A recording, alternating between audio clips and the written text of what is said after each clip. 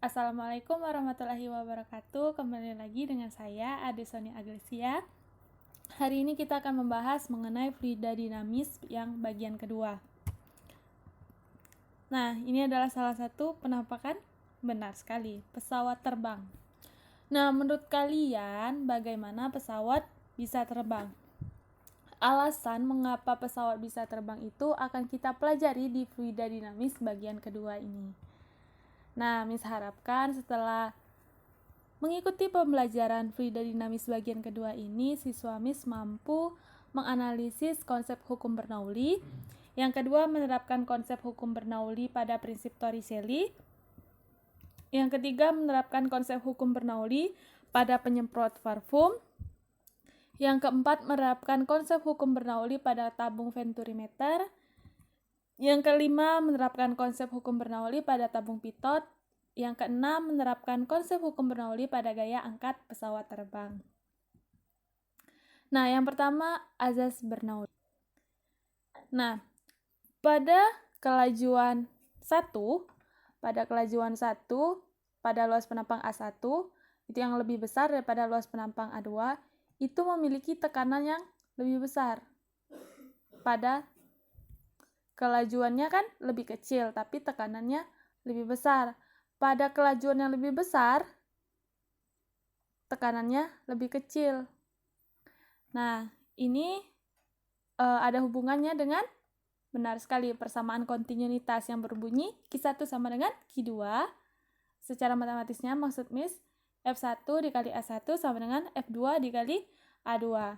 Sehingga pada pipa mendatar, tekanan fluida paling besar adalah pada bagian yang kelajuan airnya paling kecil. Pada F1 itu kan kelajuannya kecil. Nah, tekanannya besar. Lihat yang di atasnya itu tinggi. Dan tekanan paling kecil adalah pada bagian kelajuan air paling besar, lihat H-nya kecil. H pada luas penampang A1 kan ada H-nya tuh. Nah, itu tekanannya kecil.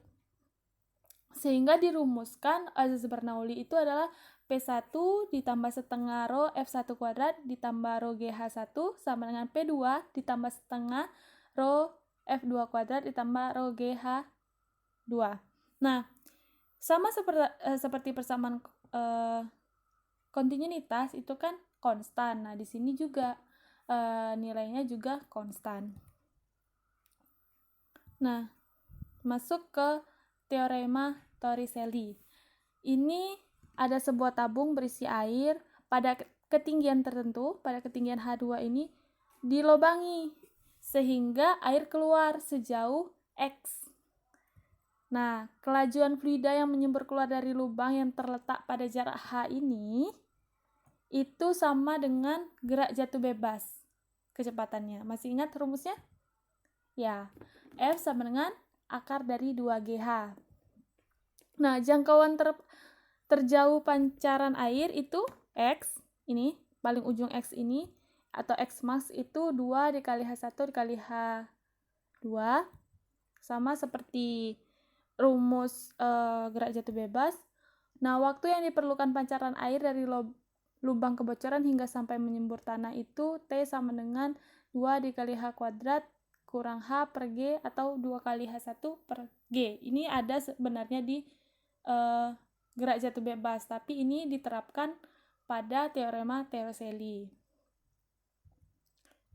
Nah, langsung ke contoh soal supaya lebih paham. Perhatikan gambar di bawah ini. Jadi suatu bejana, ini berisi air yang dilubangi untuk memancarkan air. Nah, tinggi permukaan air itu 145 dan lubang kecil pada bejana itu dari dasar ke lubang itu sebesar 20 cm. Jika G sama dengan 10 meter per sekon kuadrat, tentukan kecepatan aliran air F dan jarak pancaran air yang pertama kali jatuh diukur dari dinding bejana agar bisa ditampung. X ya, yang ditanya X.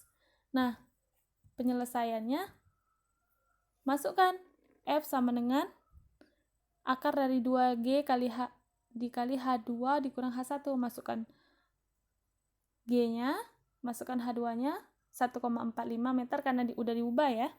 Terus H1-nya tinggi lubang itu 0,2, sehingga besar kecepatan aliran air melalui lubang sebesar 5 meter per sekon. Nah, persamaan jarak pancaran air H1 sama dengan setengah kali GT kuadrat. Nah, masukkan angka-angkanya sehingga didapat X-nya 1 meter. Jadi, jarak pancaran air itu sebesar 1 meter. Jadi, kita meletakkan ember penampungnya itu sejauh 1 meter karena air pertama yang keluar dari bejana tadi itu sejauh 1 meter supaya airnya tidak tumpah seperti itu. Nah, venturimeter itu adalah alat yang dipasang di dalam suatu pipa aliran untuk mengukur kelajuan cairan. Nah, alatnya ini mirip ya sama yang azas Bernoulli tadi. Nah, karena memang benar, venturimeter ini adalah penerapan dari azas Bernoulli. Jadi, venturimeter ini yang tanpa manometer, F1-nya kelajuan pada tabung 1 ini, itu sama dengan akar dari 2GH per A1 dibagi A2 dikuadratkan dikurang 1. Untuk kelajuan di tabung di luas penampang 2-nya ini, di bagian 2 ini, itu akar 2GH dibagi 1 dikurang luas penampang 1 dibagi luas penampang 2 dikuadratkan. Nah, venturi ini ada yang pakai manometer dan tidak pakai manometer. Nah, venturi dengan manometer itu adalah air raksa biasanya. Jadi, F-nya itu untuk dengan manometer itu 2 rho R GH per rho U dikali A1 per A2 dikuadratkan dikurang 1. Nah, untuk lebih jelasnya kita lihat contoh soalnya. Air mengalir melalui pipa venturimeter seperti gambar di bawah, seperti ini. Perbandingan luas penampang pipa besar dengan pipa kecil itu 1:2. Apabila beda tinggi air pada tabung kecil sebesar 10 cm dan G sama dengan 10 meter per sekon kuadrat, maka berapakah kelajuan air yang mengalir melalui penampang A2? Jadi, data yang diperoleh A1 per A2 itu 1:2 atau 0,5. H-nya itu 10 cm, 0,1, G-nya 10 meter per sekon kuadrat. Jadi yang ditanya, maka berapa kelajuan air pada A2? Berapa kelajuan air? Masukkan F2. 2GH 1 kurang A1 per A2 kuadrat. 2 dikali 10 meter per sekon kuadrat, hanya 0,1 meter. 1 dikurang setengah kuadrat sehingga didapat 2 akar 2 per 3 meter per sekon. Jadi itu kelajuan air pada luas penampang A2. Nah, kembarannya venturi itu tabung pitot. Jadi venturi dan tabung pitot ini mempunyai fungsi yang sama, yaitu mengukur kecepatan aliran fluida. Nah, tabung pitot ini ada penerapannya di pesawat. Di bawah pesawat itu seperti gambar pertama yang ditunjuk panah kuning. Itu adalah tabung pitot. Ini penampakannya yang lebih jelas pada gambar kedua. Yang gambar ketiga itu adalah prinsip dari ilustrasi tabung pitot. Jadi tabung pitot ini digunakan untuk mengukur kecepatan aliran udara terhadap pesawat, yang artinya mengukur kecepatan pesawat terhadap bumi. Nah, ini sangat berguna bagi pesawat terbang. Nah, dirumuskan itu berdasarkan azas Bernoulli, itu F sama dengan akar 2 rho aksen G dikali H per rho. Nah, untuk lebih jelasnya kita ke contoh soal. Sebuah pipa pitot digunakan untuk mengukur kelajuan udara yang melalui sebuah terowongan. Pipa pitot tersebut dilengkapi dengan manometer alkohol. Itu massa jenisnya 800 kg per meter pangkat 3. Apabila beda tinggi antara kedua kaki manometer 18 cm dan massa jenis udara itu 1,2 kg per meter pangkat 3, maka hitunglah kelajuan aliran udara tersebut. Nah, rho alkohol itu 800 kg per meter pangkat 3. Hanya 18 cm diganti ke meter 0,18 meter. Rho udara 1,2 kg per meter pangkat 3. G-nya 10 meter per sekon kuadrat.